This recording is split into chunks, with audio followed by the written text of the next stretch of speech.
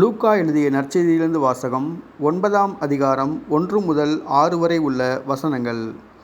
இயேசு 12 வரையும் ஒன்றாக வரவழைத்து, பேய்களையெல்லாம் அடக்கவும் பிணிகளை போக்கவும் வல்லமையும் அதிகாரமும் அவர்களுக்கு கொடுத்தார்.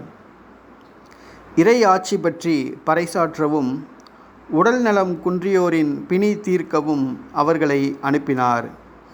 அப்போது அவர்களை நோக்கி, பயணத்திற்கு கைத்தடி, பை, உணவு, பணம் போன்ற எதையும் எடுத்துக்கொண்டு போக வேண்டாம். ஓர் அங்கி போதும். நீங்கள் எந்த வீட்டுக்குள் சென்றாலும் அங்கேயே தங்கியிருங்கள். அங்கிருந்தே புறப்படுங்கள்.